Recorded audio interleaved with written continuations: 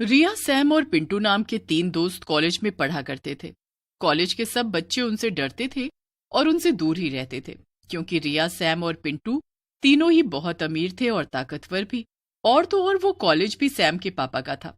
वो तीनों अक्सर कॉलेज के दूसरे स्टूडेंट्स का मजाक उड़ाया करते थे। अगले दिन क्रिसमस था और रिया, सैम, पिंटू तीनों आपस में बात करते हैं। इस बार क्रिसमस पर तो मेरे पापा बाहर जा रहे हैं अपने ऑफिस के काम से।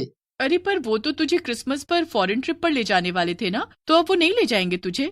हाँ, पर अब क्या कर सकते हैं।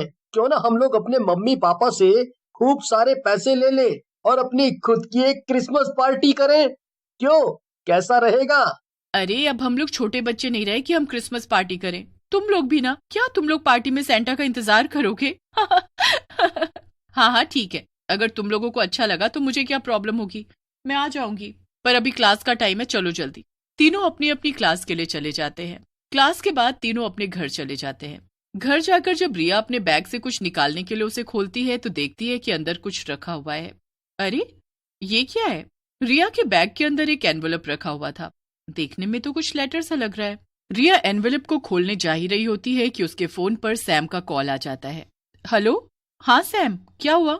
रिया, मैं अभी पिंटू के साथ हूँ और हम तुम्हारे घर आ रहे हैं। क्या तुम्हें भी वो अजीब सा क्रिसमस पार्टी का इनविटेशन मिला है? इनविटेशन? क्रिसमस पार्टी का? कहीं तुम लोग इस अजीब से एनवेलप की बात तो नहीं कर रहे? हाँ हाँ, वही। उसके अंदर एक अजीब सा इनविटेशन है, तुम उसे खोल कर देखो।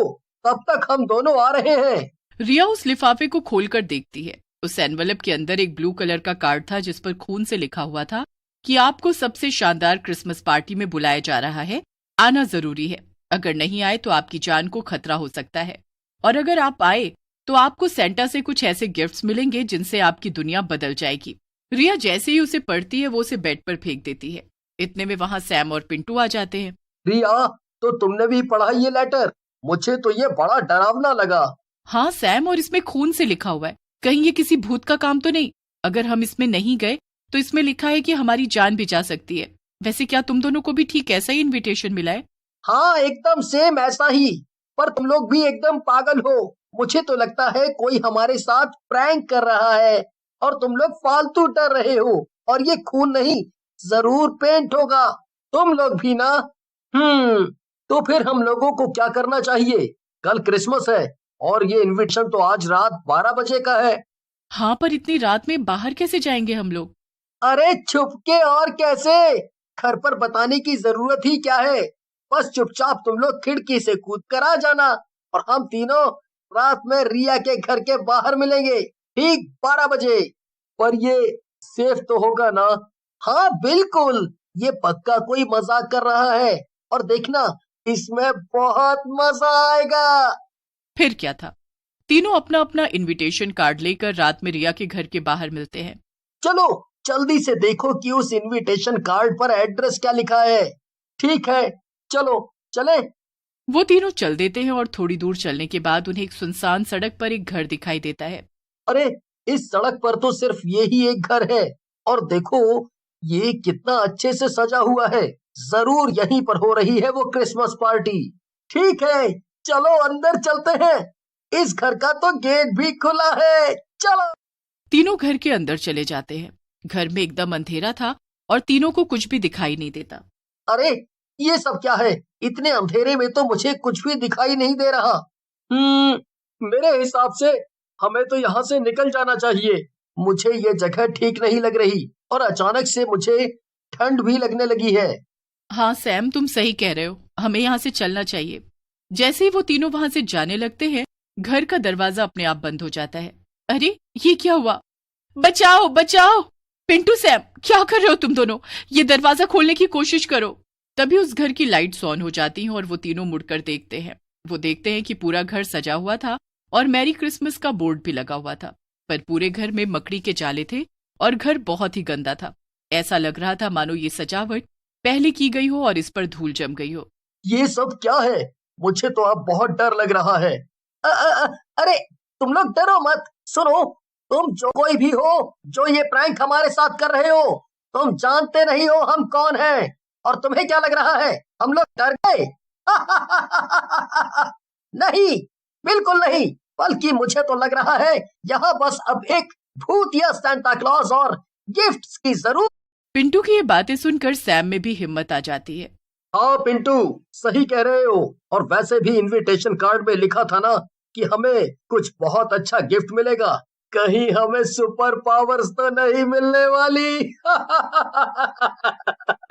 कहाँ हो हमारे भूतिया सैंटा? अरे तुम दोनों पागल हो गए हो क्या? चुपचाप यहाँ से निकलने का सोचो। पर तभी एक भूतिया सेंटा क्लॉज आ जाता है। उसकी आंखें एकदम लाल लाल थी। सेंटा डरावनी आवाज में उन तीनों से कहता है, तुम लोगों ने मुझे बुलाया था ना, लो मैं आ गया। और अब तुम में से एक भी इंसान यहाँ से बच के बाहर नहीं जा पाएगा। अरे माफ कर दो हमें भूत सेंटा, हमसे गलती हो गई। हमने आपका मजाक उड़ाया, प्लीज हमें जाने दो। नहीं, बिल्कुल नहीं। अभी तो तुम्हें तुम्हारे बुरे कामों की सजा भी नहीं मिली है। बुरे काम? हमने कौन से बुरे काम किए? सब पता चलेगा, सब्र करो। अभी तो हमने क्रिसमस पार्टी शुरू भी नहीं की। नहीं नहीं, हमें ये गेम नहीं खेलना। प्लीज हमें जाने दो, माफ कर दो हमें। अगर तुम्हें बाहर निकलना है तो तुम्हें ये गेम तो खेलना ही पड़ेगा। फिर क्या था, सेंटा जादू से उन तीनों के सामने 3 गिफ्ट बॉक्स रख देते हैं। चलो जल्दी से अब अपने अपने गिफ्ट बॉक्स चुन लो, जल्दी करो वरना। अरे खोल रहे हैं ना, डरा क्यों रहे हो भूतिया सेंटा क्लॉज जी? एक मिनट। तीनों अपना बॉक्स उठा लेते हैं और उसे खोलकर देखने लगते हैं। पिंटू और रिया का बॉक्स तो खाली था और सैम के बॉक्स में गिफ्ट था। वो उसे खोलता है तो हैरान रह जाता है।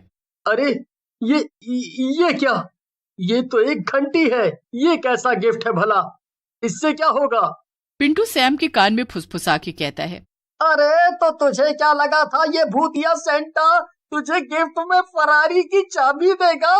बेवकूफ, मुझे तो लग रहा है ये घंटी भी भूतिया ही होगी। कहीं इसको बजाने से तू गायब ना हो जाए। इसे बजाओ। जब सैम सेंटा की बात नहीं सुनता तो सेंटा को गुस्सा आ जाता है और वो अपने जादू से सैम को हवा में उड़ाने लगते हैं। बचाओ बचाओ, पिंटू, रिया, कोई तो बचाओ। ये सेंटा मुझे पक्का मार डालेगा। बचाओ। सेंटा सेंटा प्लीज इसे नीचे उतार दीजिए। ये सुनकर सेंटा सैम को हवा से नीचे उतार देते हैं और सैम घंटी बजा देता है। घंटी की आवाज सुनते ही वहां एक लड़के की आत्मा आ जाती है। अरे ये क्या? इस घंटी से तो एक और भूत आ गया यहाँ पर। ये सब हो क्या रहा है? ओह, तो लगता है तुम लोगों ने इसे पहचाना नहीं। अरे सेंटा जी, भला हमारी जान पहचान किसी भूत से क्यों होगी? हम नहीं जानते इसे। भूत नहीं, पर जब ये इंसान था तब तुम इसे जरूर जानते थे, और ये भूत भी तुम्हारी वजह से बना है। हमारी वजह से? वो कैसे? हम तो इसे नहीं जानते। हाँ, तुम्हारी वजह से ये भूत मेरा बेटा है, राजीव। इतने में राजीव यानी कि वो भूत अपने इंसानी रूप में रिया, सैम और पिंटू के सामने आ जाता है। तीनों राजीव को देखते हैं और उसे पहचान लेते हैं। राजीव, तुम भूत बन गए? और तुम्हारे पापा भी, वो भी भूतिया सेंटा क्लॉज? पर ये सब हमारी वजह से कैसे हुआ? मैं बताता हूँ तुम्हें। याद तो होगा ही कि पिछले साल ही मेरे बेटे ने तुम्हारे कॉलेज में एडमिशन लिया था, पर तुम लोगों ने उसके गरीब होने का इतना मजाक उड़ाया कि उसने कॉलेज जाना बंद कर दिया, और एक दिन उसने नदी में कूद कर आत्महत्या कर ली। उस दिन क्रिसमस था। राजीव प्लीज हमें माफ कर दो। हमें नहीं पता था कि हमारी मजाक से किसी को इतना बुरा लग सकता है कि वो आत्महत्या कर ले। हम आइंदा कभी किसी के साथ ऐसा नहीं करेंगे। सैम, पिंटू और रिया तीनों माफी मांगकर घर से जल्दी से निकल जाते हैं और कसम खाते हैं कि वो दोबारा कभी किसी को परेशान नहीं करेंगे।